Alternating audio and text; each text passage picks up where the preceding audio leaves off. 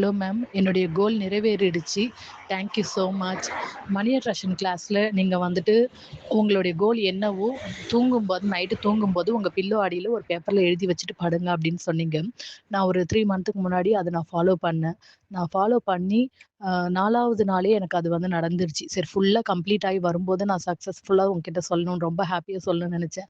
So thank you so much ma'am. அது நீங்கள் சொன்னீங்க பார்த்தீங்களா, சரணாகதி அடைகிறேன்னு சொல்லிட்டு, அந்த வேர்டுக்கு ஒரு பெரிய மிராக்களே இருக்குது. ஏன்னா நான் வீடு வாங்கியிருக்கிறோம். அந்த வீடுங்கள நான் இன்டர்நெட்ல பார்த்து பார்த்து எனக்கு டயர்ட் ஆயிட்டு. அதுக்கப்புறம் நான் யூனிவர்ஸ் கிட்ட நான் வந்து சரணாகதி அடைகிறேன். என்னுடைய ட்ரீம் வீட நீ தான் காமிக்கணும்னு அடுத்த அப்பாயின்ட்மெண்ட்ல நான் மனசுல நெனச்ச மாரியான வீட எனக்கு காமிச்சுட்டாங்க. Thank you so much ma'am. Good evening ma'am. இன்றைக்கி ஒரு ஹாப்பியான நியூஸ் மேம். என்னென்னா, இன்றைக்கி நினச்சே பார்க்கல மேம், இப்படி இந்த ஒரு விஷயம் நடக்கும் அப்படின்னு நாங்கள் இன்றைக்கி எதிர்பார்க்கவே இல்லை. என்னென்னா, ஒரு 15 இயர்ஸ்க்கு முன்னாடி ஒரு லேண்ட் டாக்குமெண்ட் ஒன்று ஃபினான்ஸில் கொடுத்து நாங்கள் ஒரு லோன் போட்டிருந்தோம். அப்புறம் சம் ப்ராப்ளம்ஸால் அதை டீட்டெயிலாக சொல்ல முடியாது, சொன்னால் கொஞ்சம் டைம் ஆகும். கடைசியில் அவங்க அது டாக்குமெண்ட் எங்ககிட்ட இல்லவே இல்லை, நீங்கள் கொடுக்கவே இல்லை அப்படின்ற மாதிரி சொல்லிட்டாங்க. திடீர்னு நாங்கள் ரொம்ப நாள் போய் ஃபினான்ஸில் அலைஞ்சு அங்கேயும் இங்கேயும் லாயர்கிட்ட வச்சு பேசி கேட்டு ஒரு கிட்டத்தட்ட ஒரு 14 வருஷமாக இந்த கேஸ் போயிட்டுருக்கு மேம். ஆனால் என்னென்னா, இன்றைக்கி திடீர்னு ஃபோன் பண்ணி உங்கள் டாக்குமெண்ட் கிடச்சிருச்சு, டாக்குமெண்ட் இருக்குது, நீங்கள் வந்து வாங்கிட்டு போங்க அப்படின்னு சொல்லி காலையில் ஃபோன் பண்ணாங்க மேம். இதை நம்புறதா என்னன்னே எனக்கு தெரியல மேம். சொன்ன உடனே நாங்கள் ஃபினான்ஸ் போயிட்டு அவங்க சொன்னபடி டாக்குமெண்ட்லாம் இருக்குது அப்படின்னு சொல்லிட்டு எங்கள் கையில் எடுத்து கொடுத்துட்டாங்க மேம். இன்றைக்கி ஹாப்பியாக நாங்கள் வந்து அந்த டாக்குமெண்ட்டை வாங்கிட்டு வந்துட்டோம். இது நடக்கவே நடக்காதுன்னு நினச்சிட்டு இருந்தோம். இது எப்படி நடந்ததுன்னு எனக்கு தெரியல. ரொம்ப ஹாப்பியாக இருக்குது. எனக்கு வந்து தனியாலாம் பயிற்சி பண்ண முடியாது. நான் இன்றைக்கி பண்ணுவேன், நாளைக்கு பண்ணுறேன் அப்படின்னு நினப்பேன். ஆனால் என்னால் பண்ண முடியாது எழுந்து அந்த டைமில். எனக்கு அவங்க கிளாஸில் வந்து எல்லா கிளாஸ்லையுமே எனக்கு சக்ஸஸ் ஆகிருக்கு.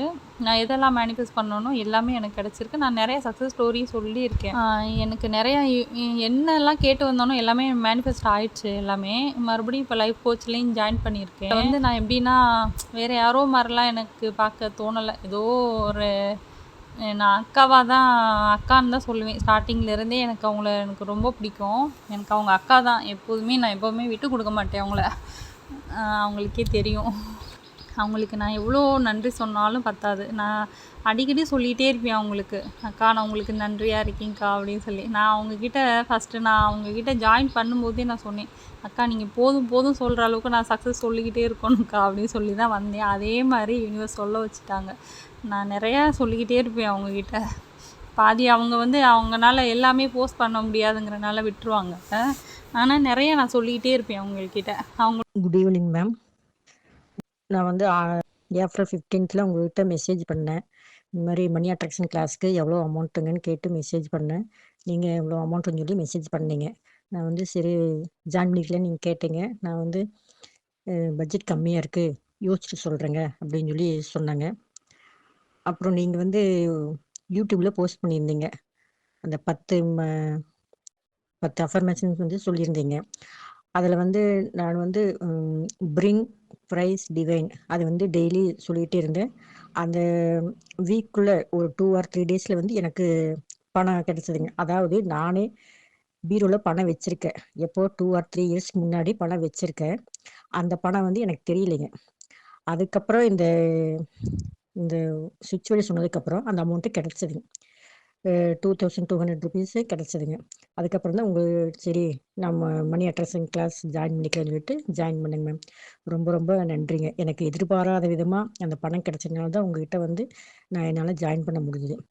அதே மாதிரி இந்த கிளாஸ்க்கு சேரலாமா வேண்டாமான்னு ஒரு இதாக இருந்துச்சுங்க. அதுக்கு முன்னாடி கேட்குறதுக்கு முன்னாடி சேரலாமா வேண்டாமா அப்படின்னு சொல்லி ஒரு இதாக இருந்துச்சு.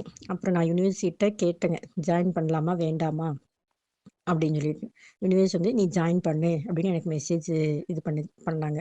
அதுக்கப்புறம் தான் நான் அவங்ககிட்ட சரி ஜாயின் பண்ணல அப்படின்னு சொல்லி ஜாயின் பண்ணுங்க மேம். Thank you ma'am.